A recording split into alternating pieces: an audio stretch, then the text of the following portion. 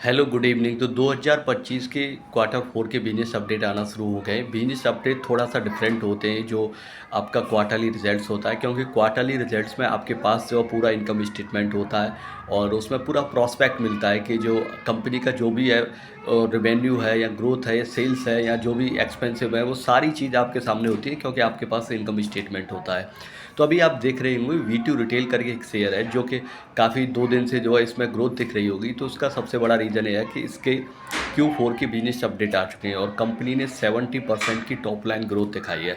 तो इसके जो आकाश अग्रवाल होल टाइम डायरेक्टर हैं, अभी 2 दिन पहले ही एक बिजनेस चैनल पे आए थे।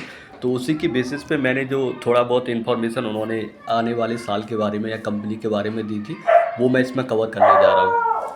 तो V2 रिटेल को आप देखेंगे तो ये बेसिकली क्या है, ये जो चैन टाइप का एक स्टोर है जो कि आपका मेंस का, वुमेंस का और चिल्ड्रंस के जो वियर्स होते हैं वो बेचता है, कपड़े वगैरह। और दूसरा आपका जो फैशन से रिलेटेड चीज़ें होती हैं वो सारी ये बेचते हैं। तो इनका जो कोर टारगेट कस्टमर है वो आपका मिडिल क्लास है और टीयर 2 टीयर 3 में इनकी प्रेजेंस ज़्यादा मिलेगी इन कंपैरिजन ऑफ टीयर 1। तो इनका जो कोर कस्टमर है वो आपके जो मिडिल क्लास वाले भैया लोग हैं वही सारे हैं। तो बेसिकली कंपनी बहुत अच्छी स्पीड के साथ ग्रो कर रही है, लेकिन अभी इसका प्राइस टू अर्निंग हाई है। मैं इसमें इन्वेस्टेड नहीं हूँ, ना ही कोई इसमें रिकमेंडेशन है। तो अभी जो इसके होल टाइम डायरेक्टर जो आकाश अग्रवाल जी हैं उन्होंने ही बताया कि इस साल इन्होंने टोटल 74 स्टोर न्यू ओपन किए थे। तो उसमें से 2 बंद हो गए थे, तो टोटल 72 रहे थे। और इन्होंने ये बोला कि क्योंकि देखो जब किसी भी कंपनी का बेस थोड़ा सा ऊपर हो जाता है, बड़ा हो जाता है, तो फिर जो ग्रोथ है उसमें भी थोड़ा कंप्रोमाइज़ होता है, जो परसेंटेज है, जो पेस है वो थोड़ी घट जाती है। तो उन्होंने ये बोला है कि हम आने वाले 2026 में, आने वाले साल में वो 50% के हिसाब से ग्रो करेंगे और उसमें से जो सेम स्टोर सेल्स ग्रोथ है जिसे SSSG बोलते हैं वो लगभग आपके मान के चलिए 10 to 15% रहेगा और रिमेनिंग जो ग्रोथ रहेगी वो न्यू स्टोर की से रहेगी। तो इनका टारगेट है कि ये 100 न्यू स्टोर 2026 में ओपन करेंगे और सेम वही पैटर्न रहेगा। टीयर 2 टीयर 3 वाली जो सिटीज़ हैं उन पे इनका पूरा फोकस रहने वाला है, प्राइमरी फोकस उन्हीं के पास रहने वाला है। और जो इन्होंने एक और गाइडेंस बताया था, ऐसे 100 स्टोर अपने ये न्यू ओपन करेंगे 2026 में। तो 1 स्टोर को ओपनिंग करने में जो लागत आती है वो लगभग 1.1 करोड़ के करीब आती है।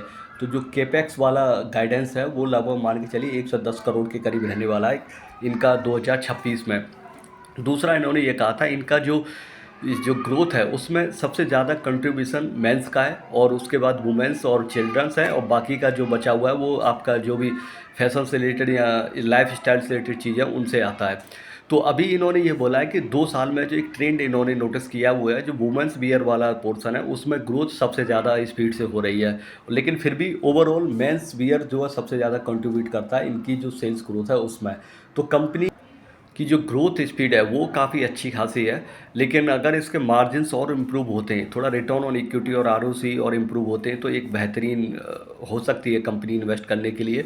पर क्योंकि इसका जो प्राइस टू अर्निंग है वो काफ़ी हायर साइड है, 95 से अबव है, तो मैंने अभी इसमें पर्सनली इन्वेस्ट नहीं किया है और मुझे तो कुछ खास इसमें रॉन्ग नहीं दिख रहा है। कंपनी जिस हिसाब से ग्रो कर रही है तो यहाँ पे ग्रोथ तो है, आप ग्रोथ इसी चीज़ से समझ सकते हैं। जो टीयर 2 टीयर 3 की सिटी है तो यहाँ पे जो साधारण सी शॉप वगैरह होती थी जहाँ पे कपड़े वगैरह बेचे जाते थे, तो उनसे कस्टमर का शिफ्ट हो रहा है।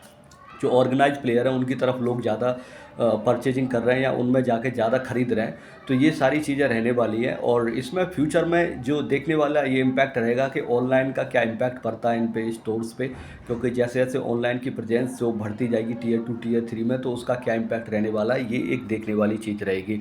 तो इन्होंने जो डायरेक्टर है उन्होंने ये भी बोला था कि उनका कोई प्लान नहीं है, जो कोई भी जो आपकी मैन्युफैक्चरिंग से रिलेटेड स्टोर वगैरह इन्होंने ओपन नहीं किया, ना ही कोई प्लान है इनका फ्यूचर में उसमें मूव करने के लिए। तो इसके बारे में अभी तक इतना ही था। एक बार इसके Q3 के रिजल्ट्स पूरे आ जाते हैं, इनकम स्टेटमेंट आ जाता है या कोई कौन कौन मिलती है, तो मैं इस पर एक अपडेटेड वीडियो बनाता हूँ। तो अभी के लिए बस इतना ही। Thanks for listening.